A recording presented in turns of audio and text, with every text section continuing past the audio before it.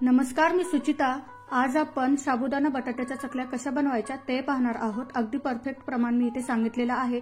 तळल्यानंतर ही चकली अगदी दुप्पट होते आणि तुम्ही ते पाहू शकता। चकलीचे खील सेपरेट आहे, त्यामुळे काय होतं की चकली लवकर वाळते देखील आणि तळल्यानंतर ती आतपर्यंत तळल्या देखील जाते। ही चकली खाताना अजिबात दाताला चिटकत नाही किंवा टोचत देखील नाही। अगदी खुसखुशीत अशी ही चकली आपण बनवणार आहोत। रेसिपी अगदी सोपी आहे। तुम्हाला इथे मी 1-2 चकल्या तळून दाखवते, तुम्ही ते पाहू शकता। अगदी फुलून छान वर येतात, खुसखुशीत होतात आणि वर्षभर छान टिकतातही। तर यासाठी आपण इथे अर्धा किलो साबुदाणा 6 ते 7 तास भिजत ठेवलेला आहे। अगदी छान मऊ मोकळा झालेला आहे।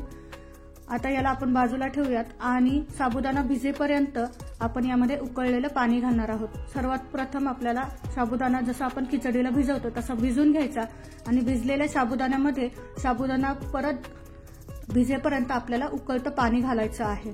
तर साबुदाणा मी ह्या घमेल्यात काढून घेतला आहे की जेणेकरून काय होईल की त्याला फुलायला छान स्पेस मिळेल। तर साबुदाणा एकसारखा करून घ्यायचा। खाली जर चिटकून बसलेला असेल तर सगळा साबुदाणा आपल्याला मोकळा करून घ्यायचा आहे। तुम्ही ते पाहू शकता, अगदी मोकळे मोत्यासारखे दाणे हे साबुदाण्याचे झालेले आहेत। आता यामध्ये अगदी कडकडीत असं आपल्याला पाणी घालायचं आहे आणि रात्रभर हे भिजत ठेवायचं आहे किंवा 6-6 तास ठेवलं तरीही चालेल। पण मी इथे रात्री हा साबुदाणा मोकळा करून घेतलेला आहे आणि त्यामध्ये उकळतं पाणी घातलेलं आहे। पाणी इतकं घालायचं की साबुदाण्याच्या वर थोडंसं दिसलं पाहिजे। तुम्ही ते पाहू शकता, हा साबुदाणा छान बुडालेला आहे। आता झाकण ठेवून याला रात्रभर असंच भिजत ठेवायचं आहे।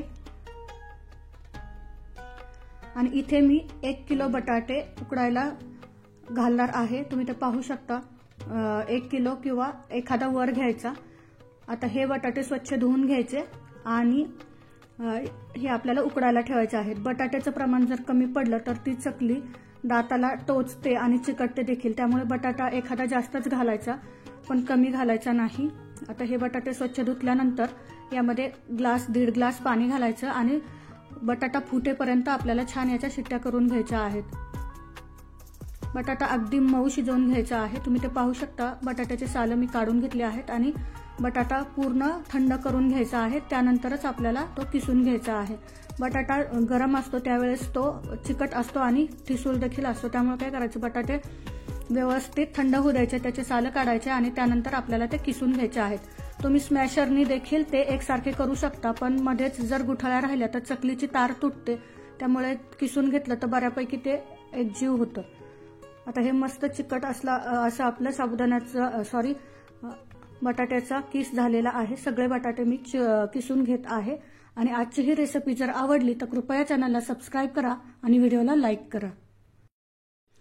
आता या चकलीमध्ये तुम्ही आवडीनुसार हिरवी मिरची घालू शकता किंवा लाल तिखट घातलं तरीही चालेल, पण हिरवी मिरची जर घातली तर चकल्यांचा कलर हा पांढरट येतो आणि लाल मिरची जर घातली तर छान लालसर ह्या चकल्या वर्षभर टिकतात। तुम्ही ते पाहू शकता, हा साबुदाणा रात्रभर भिजलेला आहे, एकदम एकजीव झालेला आहे।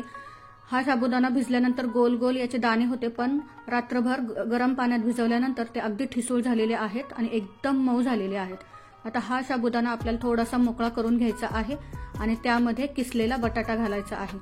तर इथे मी लाल तिखट घालणार आहे, त्यामुळे मी उपवासासाठी लाल तिखट मी बनवून ठेवत नाही, तर फ्रेश बनवणार आहे। तर मिरच्या थोड्याशा गरम करून घेतल्या आहेत, त्यानंतर ह्या मिक्सरवर दळून घ्यायच्या आहेत।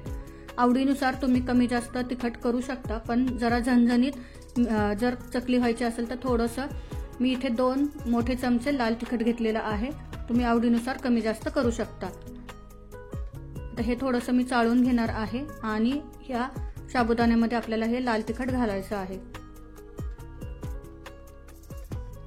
साबुदाणा हाताने थोडासा असा चुरून घ्यायचा, म्हणजे काय होतं की त्याचे दाणे जर राहिलेले असतील तर ते एकजीव होतील।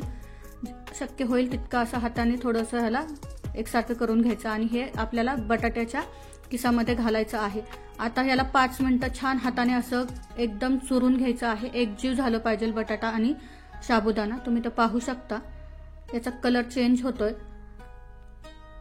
आणि साबुदाणा जो आहे तो अगदी मऊ झालेला आहे, तुम्हाला इथे स्क्रीनवर दिसत असेल।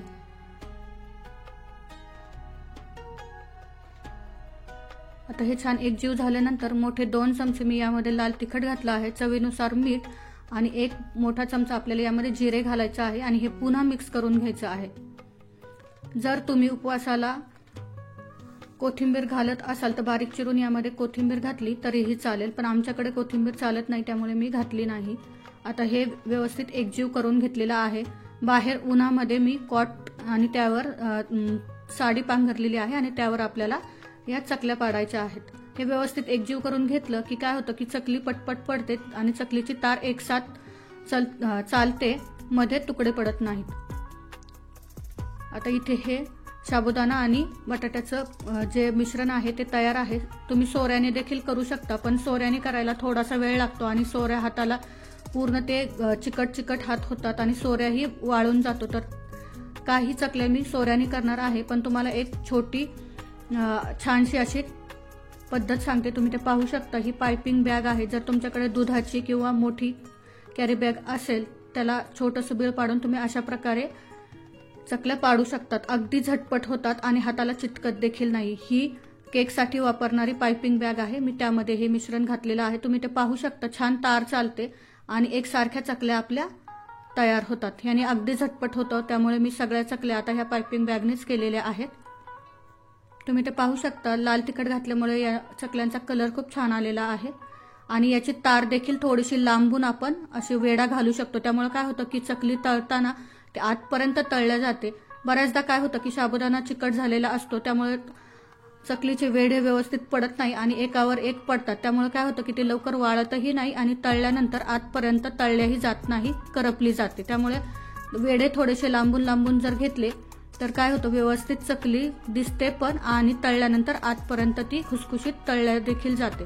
तुम्ही ते पाहू शकता। लहान मुलांना देखील ह्या गोष्टी करायला आवडतात, तर ती माझ्या हातातून घेऊन तिनेही तिची सुरुवात केलेली आहे आणि छोट्या चकल्या पाडायला लागलेली आहे। अगदी 10 मिनिटात ह्या पूर्ण चकल्या मी पाडून घेतलेल्या आहेत। अगदी झटपट झाल्या, अजिबात वेळ लागलेला नाहीये। आता हे सावलीमध्ये कॉट आहे, तर याला उन्हामध्ये नेऊन ठेवते आणि या चकल्या सुकायला साधारण 2 ते 3 दिवस लागतात।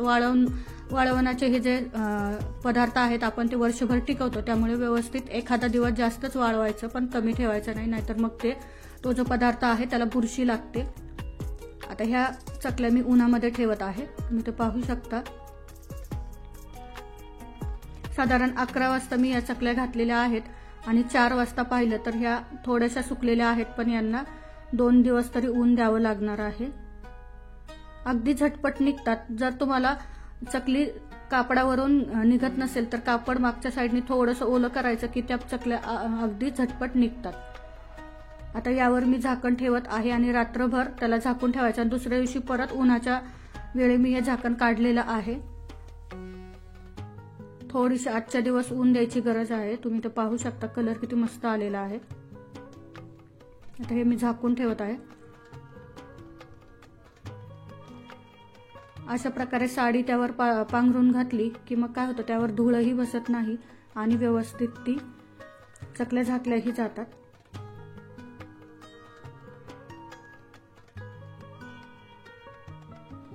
साडीला मागच्या साईडने थोडा पाण्याचा शिंतोडा मारला की अगदी झटपट ह्या चकल्या निघत आहेत। ह्या चकल्या बऱ्यापैकी सुकलेल्या आहेत, पण मागून जर चकली सुटत नसेल कापडावरून तर पाण्याचा शिपका मारला की त्या पटपट मोकळ्या होतात आणि अगदी झटपट निघतात।